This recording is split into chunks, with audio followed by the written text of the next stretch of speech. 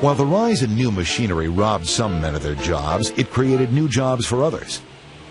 Mechanics and machine operators were now more in demand than craftsmen. The majority of these new positions were made available in the factories of the nation's largest cities. As New York, Chicago, and Boston grew outward along the railways, a host of previously unskilled laborers were trained to meet the new demand for factory workers.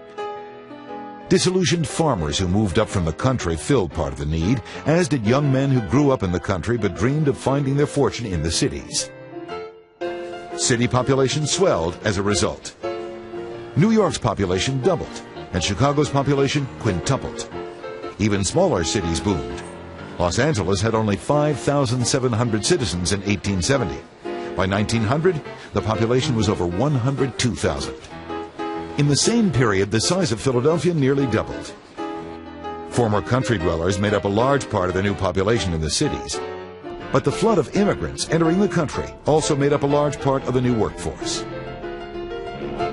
People from all parts of Europe were migrating to the United States in record numbers between 1870 and 1900. During the 1880s alone, around 5 million foreigners entered the country. Seeking political freedom and economic prosperity, most had to settle for difficult and dangerous low-paying factory jobs and cramped living quarters in filthy city tenement houses.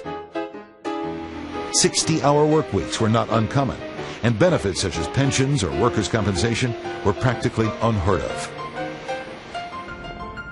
As cities grew, the need for new buildings opened up another avenue for employment in construction.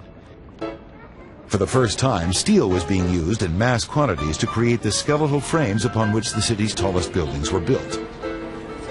Called skyscrapers, these buildings were often 10 to 20 stories high, and they stood as symbols of power and the achievement of the American dream. But much of that dream was denied to the immigrants, most of whom lived in poverty in the city's slums. The unsanitary living conditions in these neighborhoods led to outbreaks of typhoid and cholera, which spread quickly throughout the overcrowded, poorly ventilated tenement apartments. What the immigrants did have was the right to vote, and this meant political power to anyone who could swing that vote in their favor.